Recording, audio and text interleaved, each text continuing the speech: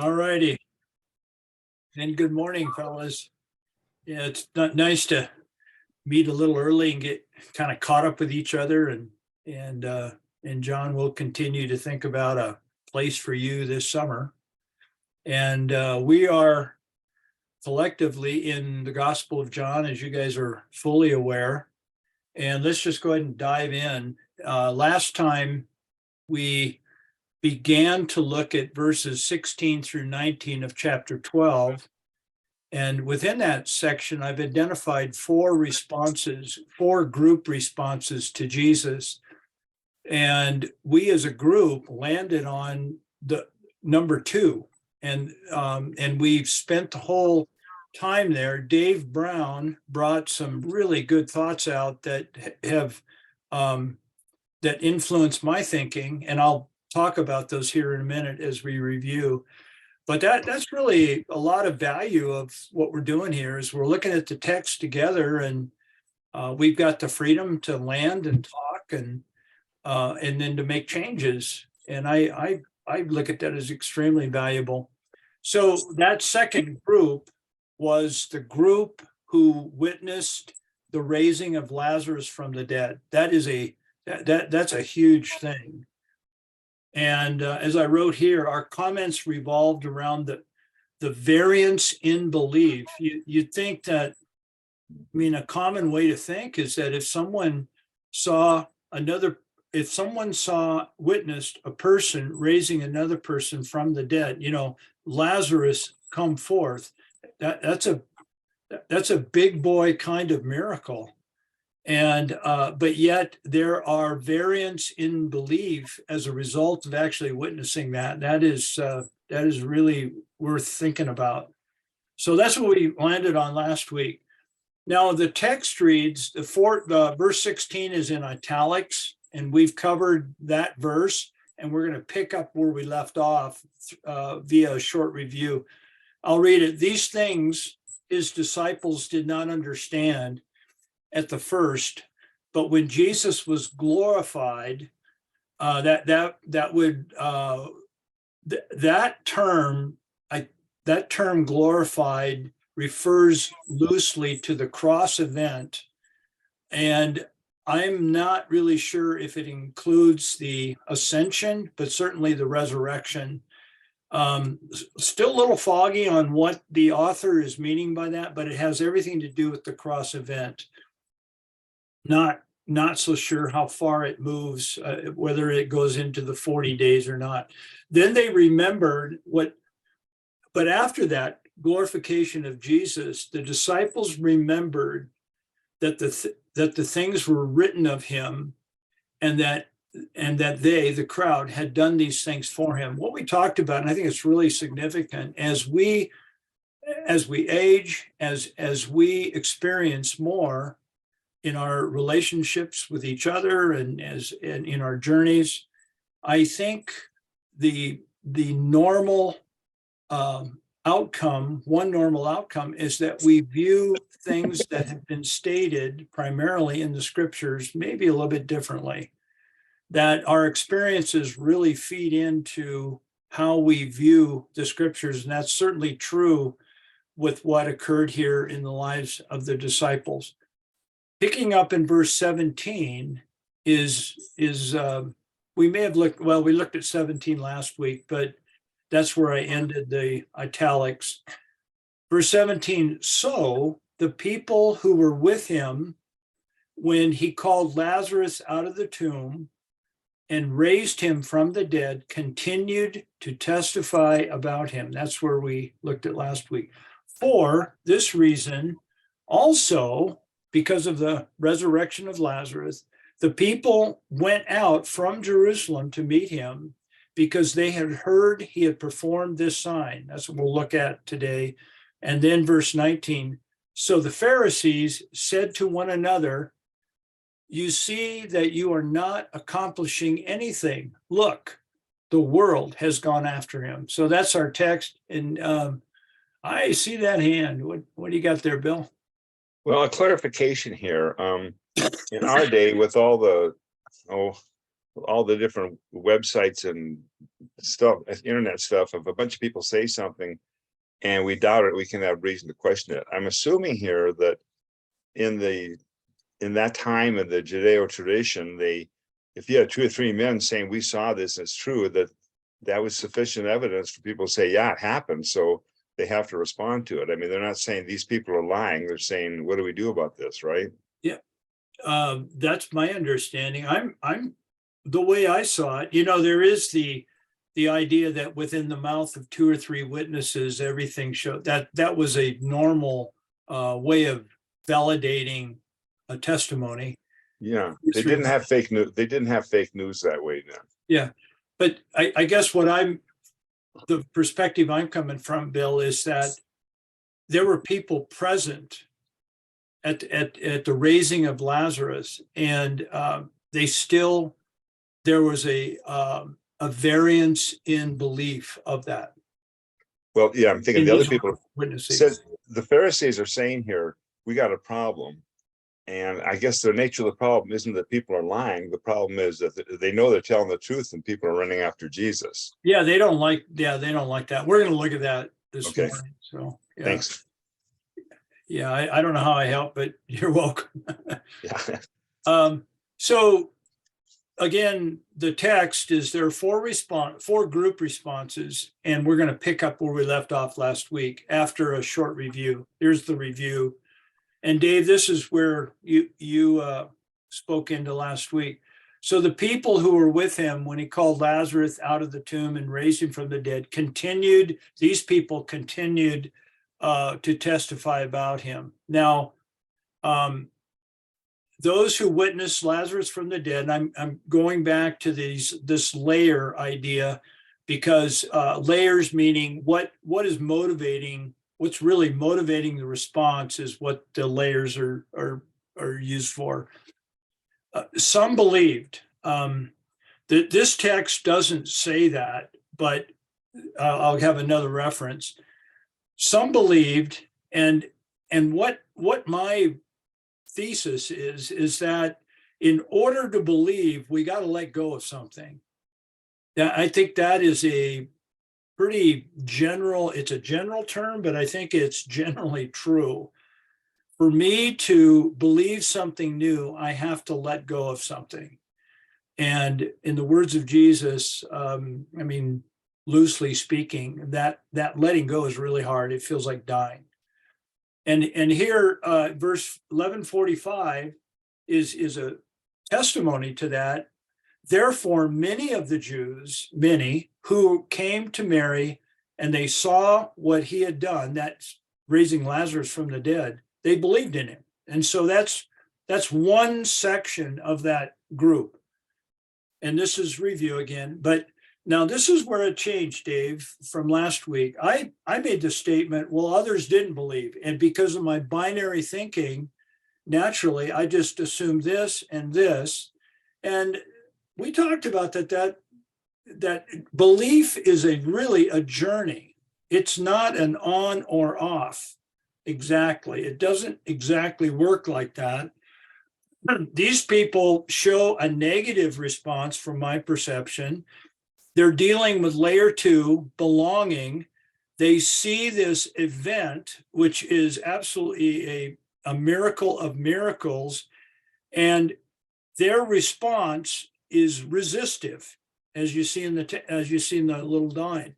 And that resistiveness, it could have some level of belief. I mean, I look at my own life and just how, I'm not either in or out. It's a journey, and I've kind of staggered and stumbled mostly through this whole thing. And these people, I would put them in that same category. And what they did, though, is they need this sense of belonging is driving them to the group where they feel they will be supported. Same thing I've done numerous times in my life. If I am struggling, they're struggling with what is this resurrection, or was it a fake or whatever? I want to seek out when I'm in conflict internally, I want to seek out those people who will support my thoughts so I can feel better about myself. And I think that's human nature. And yeah, go ahead, Bill, and then I'll finish. Well, I'm just saying the way that's phrased, they went to the Pharisees. I get the feeling they were predisposed to looking for problems with Jesus. I mean, they saw this and said, holy crap, now we got something else to deal with, and went back to the Pharisees. They weren't passive observers that suddenly, I think they were there looking they were spies essentially. That's my feeling on this. I mean, that we could certainly induce that idea. I tend to take the view there.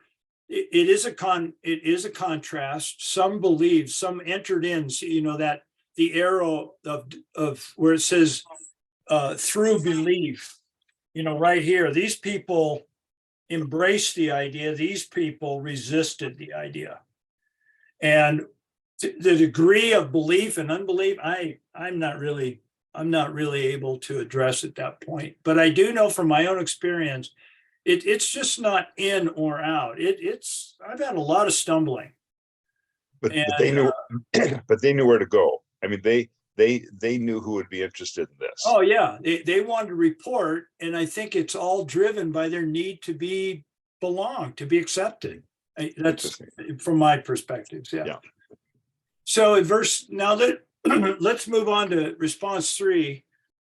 For this reason, also, the people went to meet him because they heard that he had performed signs. Now, these are the people who are in Jerusalem for the festival, and they hear what's going on through the through the street talk, and they go, "Wow, that's a big deal." And they want to go out. They want to make the mile walk out to Bethany to meet him. And so that's where this comes in. Now this crowd, again, we're looking at the layered model, and I called it the large crowd because I think elsewhere it's identified as a large crowd. These people are driven by curiosity because, right, the text says they heard what had been performed. So it's the same. I think we labeled them looky-loos in a previous. The idea of a looky-loo is that, wow, I heard there was an accident, I want to go see it, or a house burning down, I want to go look at it, and it's curiosity that's driving these people. So they go out and they're again, I think driven by layer 2, belonging, and what I'm making a kind of an assumption here based on group 2 response that we've already looked at, where some believed and some went to the Pharisees. I think it's safe to say some resisted, and that's me. That's me talking. The text doesn't say that, it's silent, but I want to believe there was a mixed response like we saw in group 2. So therefore, the other half of the people, they noticed I got that little arrow right here. They were able to move into a belief, a more of an embracing to what is occurring, not a resistance. And then I've got a please note. I think it's safe to assume some were willing to let go of their own constructs. And again, here is my belief, is that in order for me to believe, I have to let go of something I think is true in my head. And that's what's holding me back. I'm self-handcuffing. And I think we're seeing it played out right here at a very, I called it a cataclysmic event, a raising from the dead, and we still get this mixed response. So anyway, the text doesn't say this, and this is me. I think in response, the group 3 response is also mixed, like we saw in group 2. And then response number 4, Bill, this is what you were talking about earlier, the Pharisees, and I'm calling them temple leaders just for a general term. the Pharisees said to one another, quote, "You see that you are not accomplishing anything." They are a bit upset here. Look, the world has gone after him. I think what is implied in this text is a blame, is an anger, is a blame. You haven't accomplished anything. We're supposed to be stopping him, not allowing him. And if you continue to do it, it's going to get worse. The whole world's going after him. We'll comment on that next time when the Gentiles come, and because there's a direct correlation. So before I introduce the temple leaders, they're driven by threat right here. And that's going to be layer one. They feel Jesus is an actual threat. And I believe it's tied to their jobs and their sense of security, which is layer one. And they are operating on, what we could call the lizard brain of our psyche is, they're looking for survival, and they look at Jesus as a threat. They're being informed by their own fear right here. And as a result, they project threat. They feel threat, they project threat into the situation, and they're dealing out of layer one, which is they perceive Jesus as threatening to their life security. They resist, and what they resist because of their self-created system of belief. Here is a great example of what we do as people. We build these cases in our heads as human beings, exemplified here by these people that are God-fearing, religious, and I don't use religious in a negative term. They're God-fearing people, but they build this thing in their heads that is cutting themselves off from receiving true life. It is so apparent here from my perspective. So that's the temple leaders.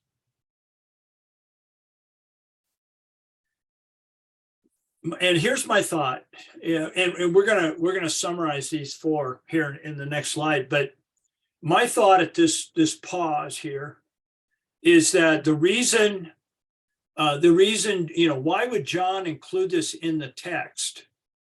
I think a lot of this is unique to John, and again, it all fits. It all finds its meaning in what John's purpose is in the gospel, to communicate to that first century church. How do we think about Jesus? Well, how we think about Jesus is there's multiple responses, and your response, first century church parishioner, is not abnormal. We all got different responses. So that's how I would loosely profile this text in relation to what John's purpose is in the gospel. And at this point, my pause is, my thought, for any change to occur in one's life, this is a general statement, a letting go has got to happen. I mean, that's where I'm coming from. We got to let go. And we'll let it go, and we let go of stuff I'm holding on to for various reasons that I may not even be aware of. Generally, I'm not. And this is why change is so difficult. This to me is an explanation of why the conflict, the interpersonal conflicts in our personal lives, in our church lives, in our political situation, is because we just can't let go. And that's why it's very difficult.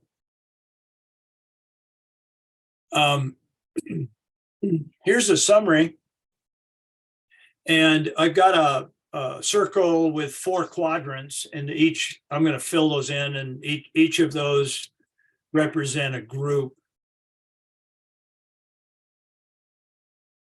So we've got session 164A and B, and we'll complete that here today. And within that discussion over the last few times, we looked at these 4 groups. Each group represents a different, and I'm calling it a current perspective, because I think it really fits into what John is trying to teach. He's showing the people different perspectives in relation to the person of Jesus. These are just human responses. The first group, and I could have put a number 1 there, but I didn't, are the disciples. And the disciples in verse 16, they are in a process. And that process is they're moving towards this receiving, and it's a process, it's a journey. We read the gospel, they don't get it right out of the chute. They think they get it, but it's a whole process. And that process ends in life abundant that Jesus is, he's promising. We see it depicted for the first time in Acts chapter 2. Something changed. We see Peter standing up in Acts 2, and we go, this is a different Peter. Something changed here. And whether it was a slow embracing, it was certainly a difficult embracing, but they are not where their discipleship is going to lead them at this point. They have yet to go through this cross event, and the disciples are on their way. And in their journey, they are moving towards embracing. And in order for them to embrace, they have to let go. And we see it in the text. We see it right in verse 16, that later they understood. And they understood because they let go. There exists, this is the major idea here, there exists no other way. You know, it reminds me of several years ago, I don't think it was 10, but at least 5. I was in a Chrysler Rockies presentation with the dads and son. It was a father-son camp. And one of the dads asked the group, we were talking about this whole idea of letting go. And, you know, Dave Brown, you may have been in the room at that time. I think you could have been there. But one of the dads honestly asked a question, and the question was, is there any other way? Is it, you know, is there any other way? It was really a gutsy question and a very transparent question. And I thought to myself, boy, is this good? Let's just sit on this. So I just said, what do you guys think? And there was silence in the room. And I just let it go. And of course, there's fear and anxiety, and no, we don't know. And I mean, it's just a normal group of dads and sons.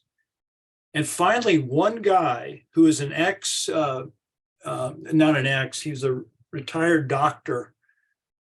He said, no. I didn't know what he's going to say. He says, no. He said, I used to think there was a time I thought some people were exempt.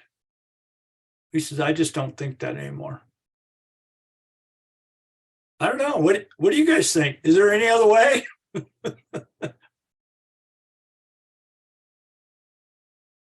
And the long silence.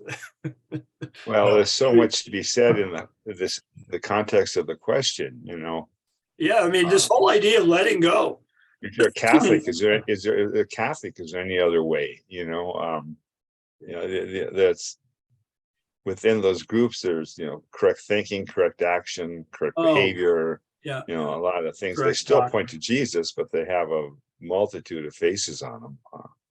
Yeah. I keep thinking of Peter saying to Jesus, he said, "Are you going to leave too?" And he said, "Lord, where else can we go?" Yeah. And that sits in my mind. Yeah. And John, you had a, yeah. Well, yeah. So is letting go the end stage, the last step, right? Is that nirvana, letting go?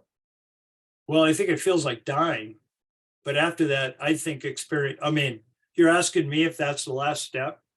Yeah. So, yeah, I would say after letting go, then what? Resurrection. I mean, after you let go, you die. I mean, that's dying, experiential dying. That feels terrible. So in letting go, are you holding on to anything? You're letting go of what you're holding on to. Michael, is your question, is there another way other than Easier. letting go of a previous thought? Is that what your question is? Yeah, is there an easier way through this, Vince?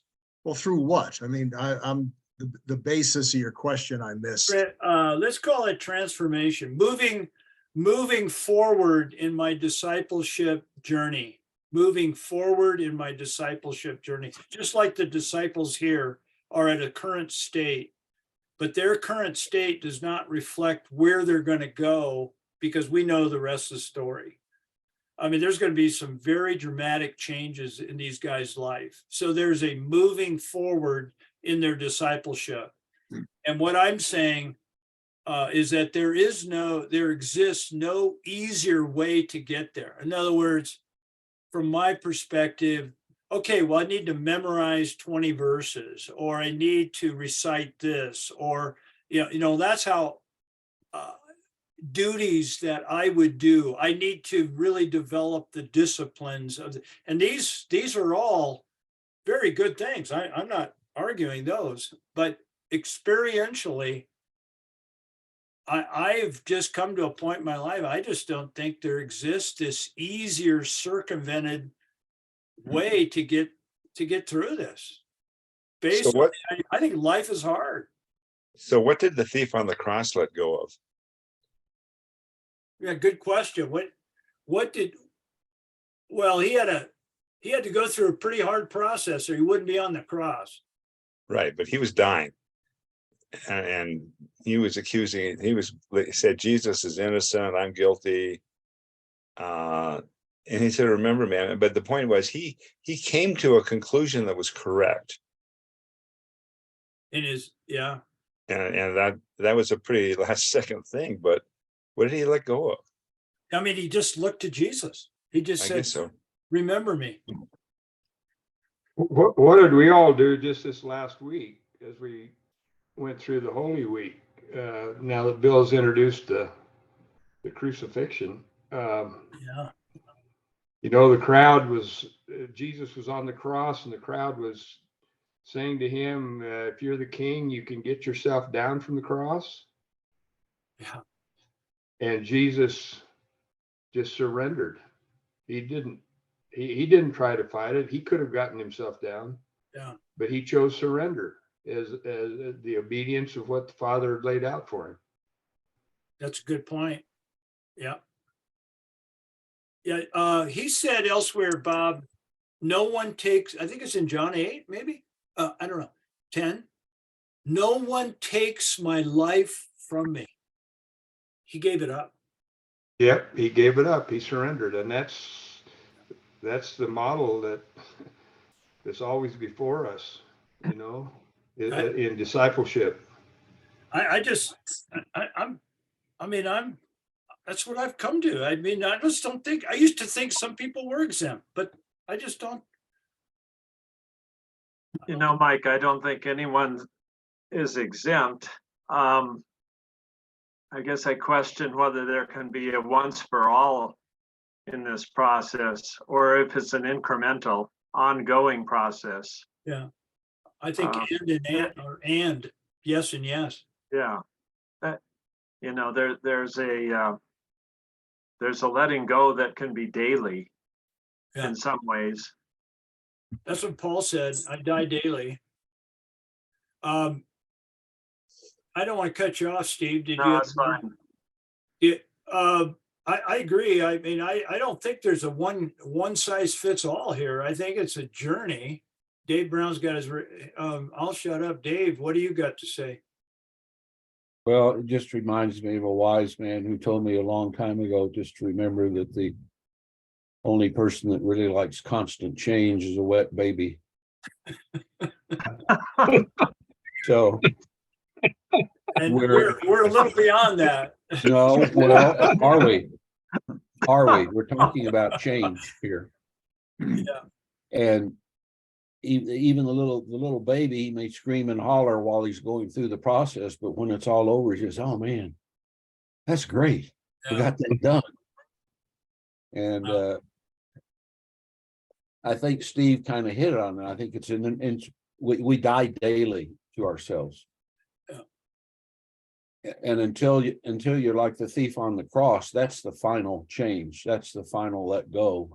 Kind of back to the way John was asking the question. You know, what is the final thing? Yeah. But you know, we're changing every day. If we're not changing, we're probably not in a very healthy place. Yeah. Supposedly, this quote to, it might have been Thomas Keating or somebody like that, so it was given to him. They said, he said, if the you of 5 years ago doesn't think the you of today's a heretic, you haven't changed very much. You know, and it's a clever way of saying, Yeah. Am I going to be the same Vince tomorrow? Probably not. Because life affects who you are, And I it's hope always not, changing. Yeah. Well, it's like it or not, Well, physiologically, we are not. We're changing all the time.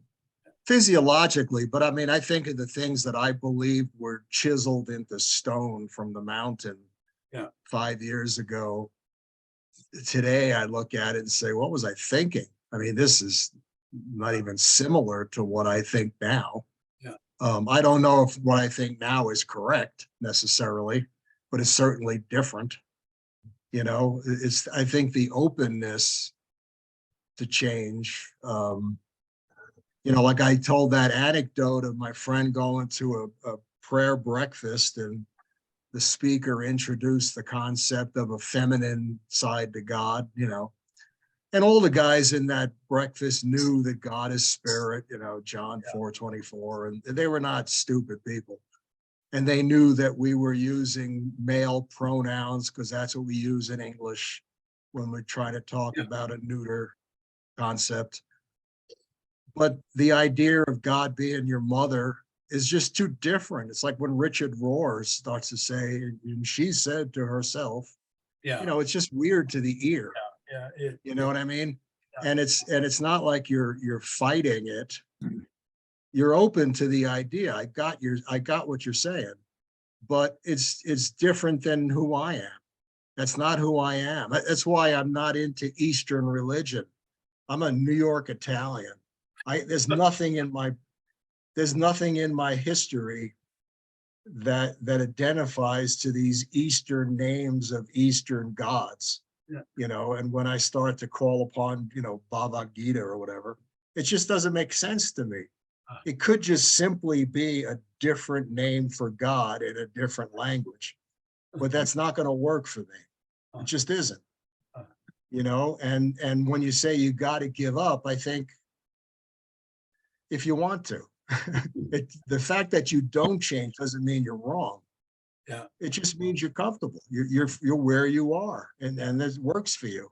Yeah. Yeah. So Mike, how about how blessed we are to live in Fort Collins, a very diverse place to live, that we can know a New York Italian. Isn't it? No curry for Vince. Well, change for change's sake. I mean, I've been involved, not this group, of course, but I've been involved in exercises that people saying you need to change because change is good. I don't know, not necessarily. Change is very disorienting. You could be changing to the error. It doesn't. Just to change the change isn't necessarily good. No, it doesn't motivate me. Yeah. No. Thanks, Vince. Bill, you got your hand up. Well, I'm looking at this, there exists no other way. And my question is to achieve what? I mean, if we're getting into situations like eternal life, I don't care. I don't care if I did it right or did it wrong. I gave it up or hung on or whatever happens. The decision to my eternal future is in the hands of Jesus, not my correct behavior, response, or growth pattern. I think that what they're saying there, Jesus came to give us life abundantly, meaning as we grow in this thing, it's better for us, but it's not getting us chits with Jesus. You know what I'm Yeah, I saying? think- I'm saying there's yeah. no other way to do what? Well, to get a better view of what life is like here and to be more effective in bringing God's kingdom. Yes. In terms of my future, like I said, I'm not going to pass the divine SAT test or anything like that. So that's all I have to say is I'm kind of curious what the goal that there is when we let go. What do we get? What's the goal here? That's all I'm trying to say. Yeah. John, Yeah, so that's exactly my question too. The end game, what is the end game? So is the end game just letting go, for letting go's sake, for change's sake? So if the end game is relationship, if the end game is a relationship with Jesus, God, that is, real, if it's a marriage, then this idea of letting go and change is ultimately very, very important.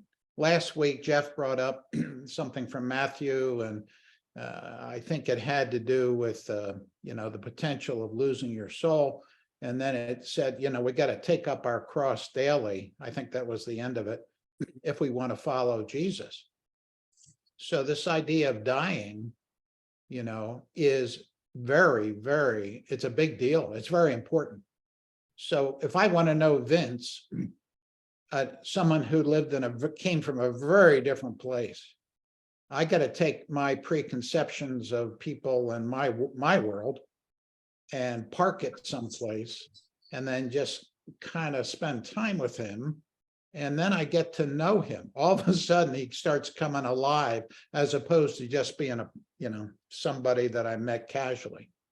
And I thought you were gonna say jerk, but that's just me.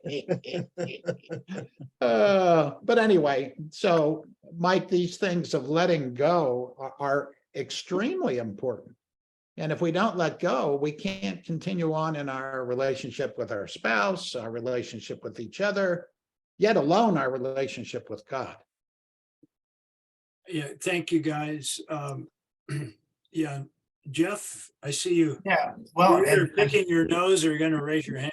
I raised my hand, and what I'm looking at here is to the disciples, it says there exists no easier way, not no other way.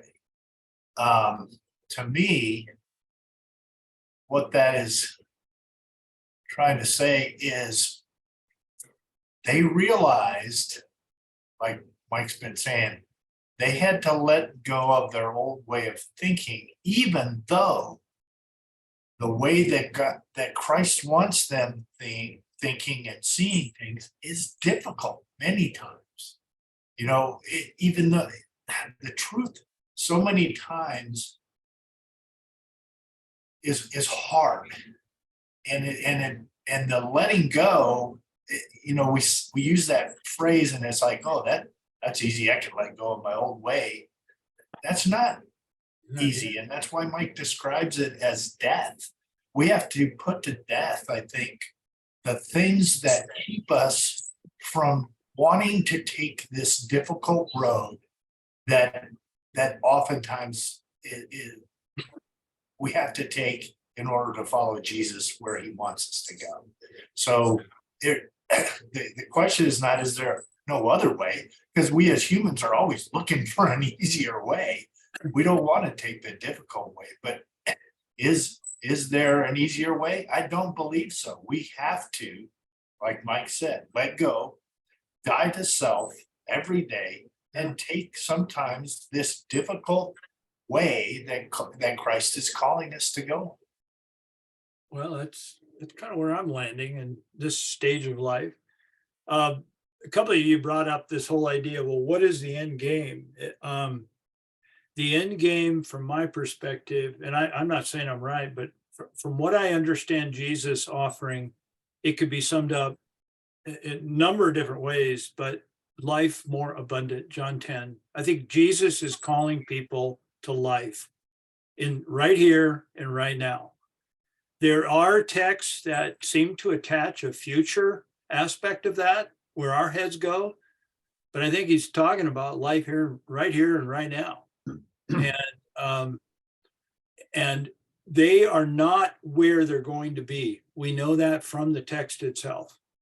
And there is a moving ahead in their discipleship, which is, in my mind, also equated to experiencing life more abundant. As we follow him, it leads to life. To as many as received him, to them he gave the power, right, to become children of God at that moment experientially.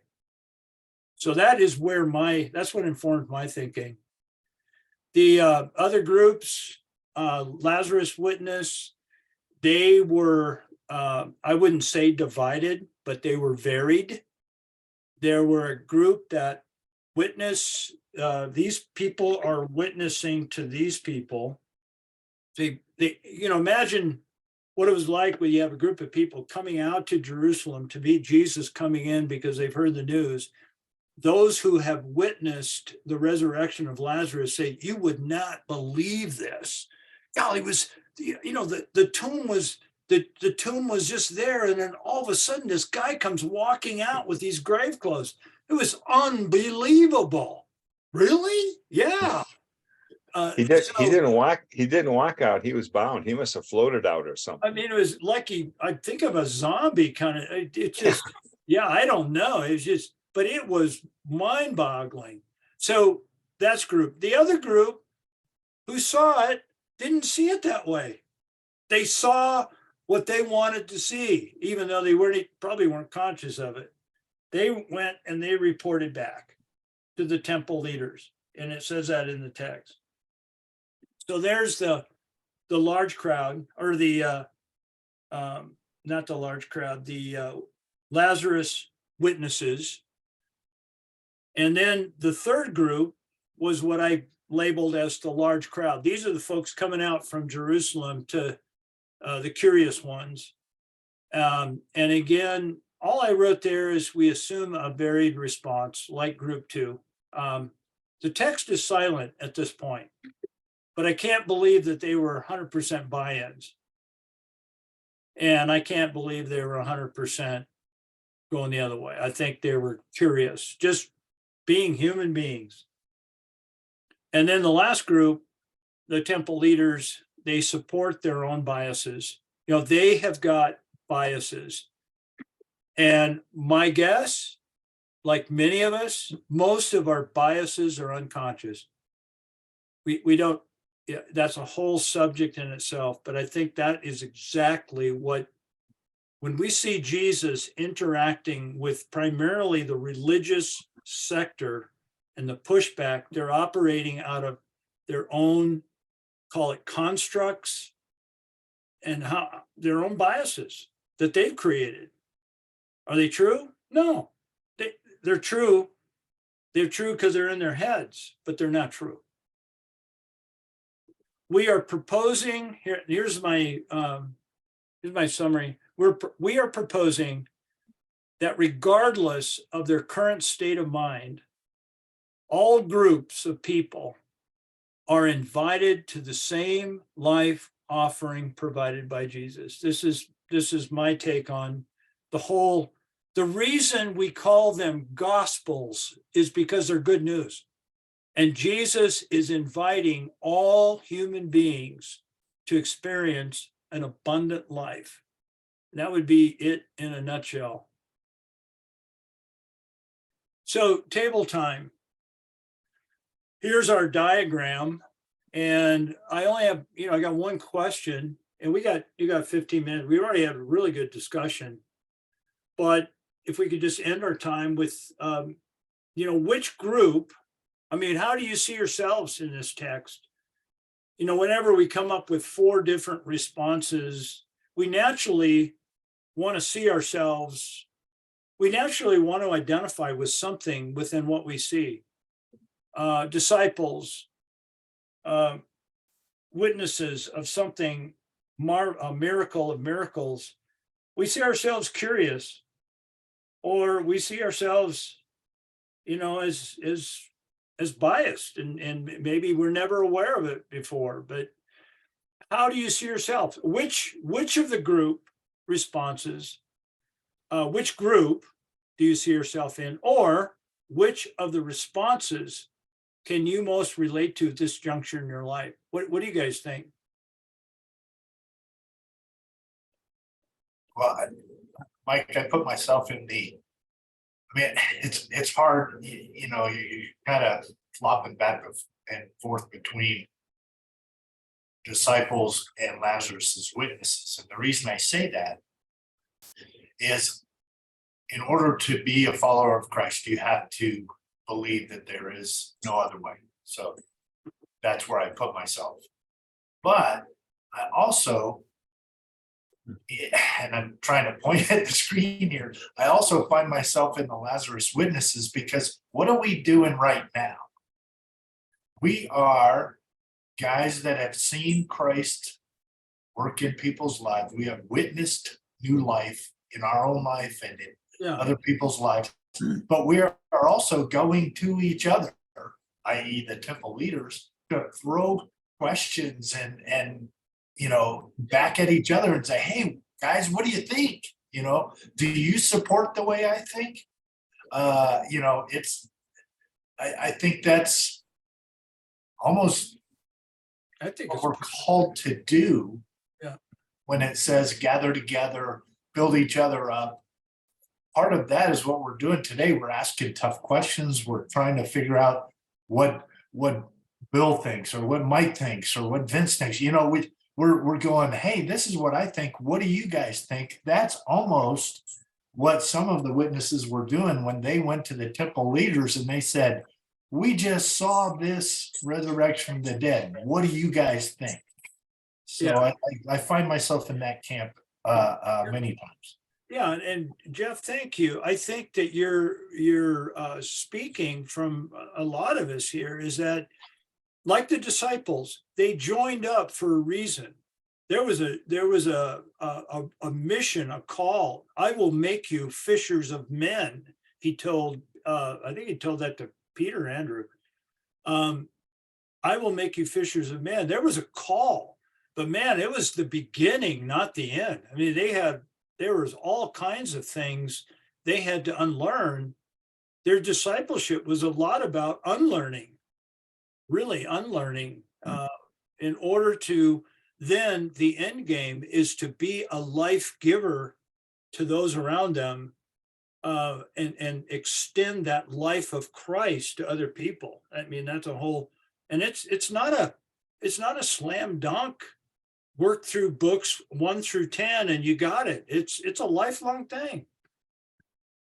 Yeah. You know, there was a podcast I was listening to, and they're talking about Byzantine Christianity, and I can't remember the details, but basically going way back, and even they talk about scripture actually being subservient to tradition, which drives us a little crazy. But their point was they were existing before the canon was created, so scripture came after some of their traditions. So wow. Yeah. Anyway, they made a lot of their theology came out of councils, groups, and that was like a Jewish yeshiva. There was argument, debate, and all sorts of stuff going on.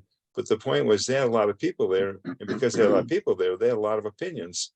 And so it kind of puts to death this idea of assuredness. You know, this is, I got it figured out.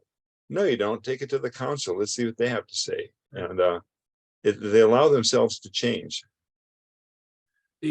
That's kind of what I'm going through now. I'm reading for the first time in my adult life the Catechism of the Catholic Church post Vatican II, and it's this weighty tome. I mean, it's huge, and I'm reading the thing, and it's like, to think that I, Vince, sitting in my living room with minimal education, kind of handy with the Bible. I've read it, that I've come up with some new concept that the fathers of the church never thought of. These guys, just because it was a long time ago, doesn't mean they were stupid. And for thousands of years, not Vince's lifetime, we're talking thousands of years pre-Bible. These guys have been pondering these things and discussing them and praying and seeking and honing and finally putting it down and writing it down and testing it. And for centuries, people have questioned it, and then it's still there. And, it's like, well, maybe I should give a look at what they're saying. This is not just coming out of nowhere. They've thought this thing through pretty well. Yeah. And I was getting humbled by it. Yeah. It's like the stuff that I thought was like, what do these people think? What are they, idiots? Well, No, they're not. No, They're just that's why I like this group, because none of you guys are in my church. And so, Yeah. and so this group, and I always wait for the sagacious ones, like I said, Bob, Paul, or Dave, or Steve to have the last words on it. But everybody's got something to say, which is fascinating. And I think together we're a lot stronger than we are individually. yeah, I think it's the usness, and my sense is there's a high degree of safeness that we can say, well, it's been demonstrated, because we all don't believe the same thing about the detail, a lot of details, but yet we're able to express it and listen to each other. And I think that discussion is a really valuable thing. I think we're doing what we're supposed to be doing as followers of Jesus. We're talking about it. So that's a great question. Can we experience a oneness and still each of us, the beauty here is I can look around and see everybody. If we were sitting at a table, I probably could only see one or two at a time. But can we think differently, but still have a oneness, still believe? Yeah. Right. So the disciples, Jesus is rocking their world, but he didn't blow it up. Well, he did kind of. Was there anything that the disciples and Jesus held on to that they didn't let go of? Are there some things we don't let go of to experience life? Well, I don't know. What do you guys? Gravity, air, the staples of life that don't need to change. Yeah.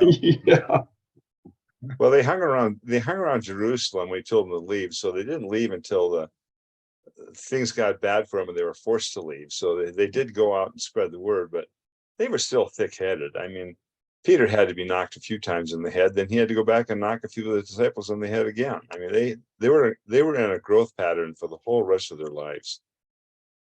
But I think John's question, I see your question, John, is there in a sense a core set of beliefs, I'll make it plural, that are essential to the abundant life that Mike is talking about, and that in turn are essential to us in our ultimate fellowship on Wednesday mornings and beyond? Sort of back to Bill, what's the minimum doctrinal requirement here for life, for sustained spiritual life? That'd be a good question for reflection to think about. It'd be a great question for discussion. But In a sense, I hate to go back to this again, but I think the Lord puts these things in our timeline for a reason. And I go back to various episodes of the Chosen series addressing this question, because it so humanizes the lives of the disciples, until you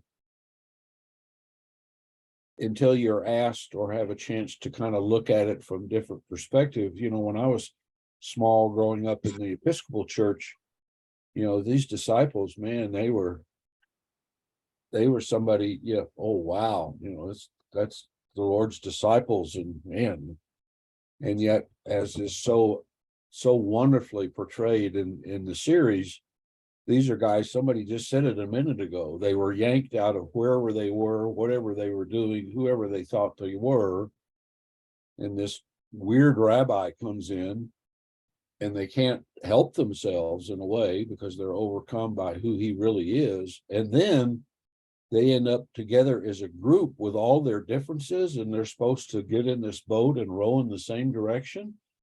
That's just what we're talking about here. And they had to learn, they had to observe, they had to witness, they had to observe all these things that Jesus was talking to, and gradually they more and more came to understand and see, but they never completely understood.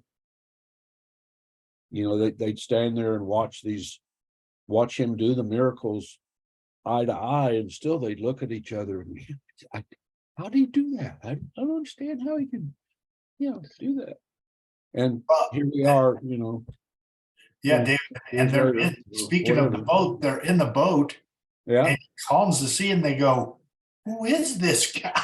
Yeah. Yeah. He just calmed the seas. He stopped the storm. Who is this guy? That was the weirdest question. Well, before that, he was sound asleep in the back. Yeah. That's the awe of walking with this man, this Jesus. Yeah, that's really true. The awe of it all. Yeah, that's really true. Fellas, it's I'm going to say one last thing. We got a couple minutes and then we'll quit. But John, to your question, I don't know. I mean, I have put together what I think, but I don't know how valid it is. I go back to here. Whoa.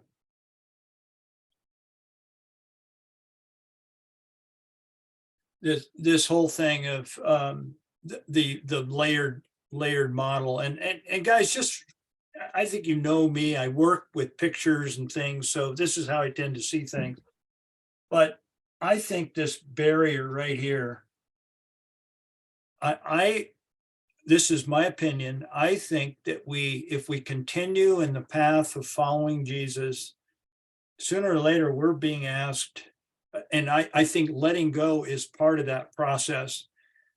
But I've adopted the idea that I think there's a major letting go that has to happen, something major. And whether it's a one-time thing, Steve, or whether it's a process and a cumulative thing, I don't really know. But I think that letting go is really the beginning of transformation. I think most of society is dwelling in this the first three layers. Most of society, and not to put them outside, I'm not talking about that. I'm just saying, dealing with things like life, belonging, and meaning, but to really move, from my perspective, into a transformative discipleship, not an arrival. There's got to be a major letting go. And it's like, to use a very poor analogy, when we learn to ride a bike, we crash and all that, but sooner or later we learn it. And then after a while, it becomes more fluid. Not that it's ever easy. That's where the analogy breaks down. Letting go is always difficult. But you can comment. Yeah. But that's my belief, right or wrong. Yeah. Anyway, John, what are your thoughts? Well, I mean, I think that's why we enjoy being here. We like you shaking our ship a little bit and making us think these things. We started a conversation before we even started. I said, so Mike, how was the fishing? You went away and went fishing. Yeah. So it's like, and you just brought that up about Jesus telling Andrew, Peter, I'm going to make you fishers of men. Yeah. So we men spend most of our life talking about, in this case, let's say fishing. And Mike, you're passionate about fishing. Yeah, I like it. Yeah. Going forward, we're going we're going to talk about, well, fishing starts before you even get to the lake.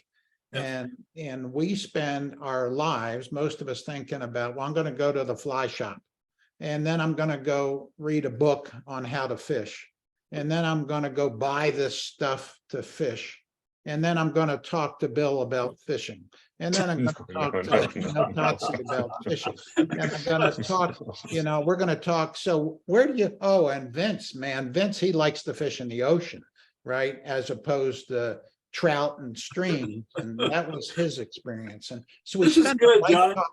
we talk our life about this thing called fishing. But the question is, well, not the question, see, rational thinking, we're comfortable saying, what do you think? But you got to get over your little black circle and actually go fishing. Yeah.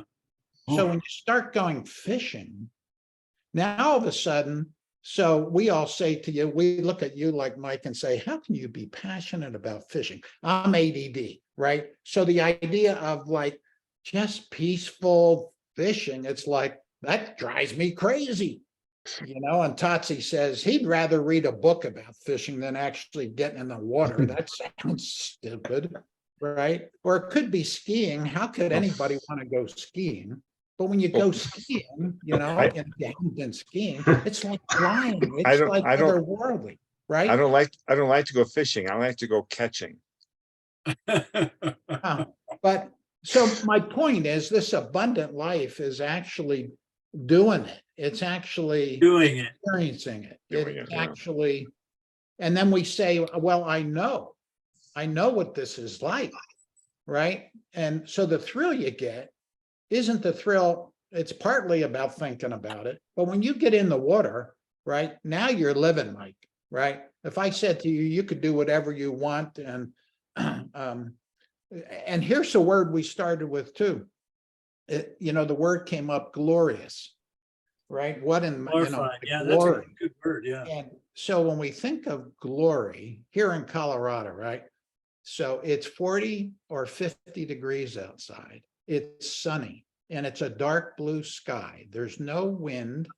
And when you look at the mountains behind the, the white on top of the little foothills, and then in the background, the mountains, is this dark blue sky. Yeah. And don't we pause and say, what a glorious day. Yeah. Right. And Yeah. so this thing in the middle, right, that's what we're talking about. Right. I think. Right. So, but you got to let go of your, it's not so nice, I'm going to get sunburnt, or, Yeah. we got to let go of some of our stuff and just take 3 deep breaths and go, God is good, right? This is good, right? It's what, Life it's, is a it's what the Apostle Paul calls running the race. Yeah. There you go. Thanks, Mike. All righty, Thanks, guys. John. John, thanks for the fishing analogy, and that was good. I enjoyed it. And Bob, your words of wisdom. That's so true. Have a good week, guys. We'll see you next week. We'll be here. See you next week. Bye for now.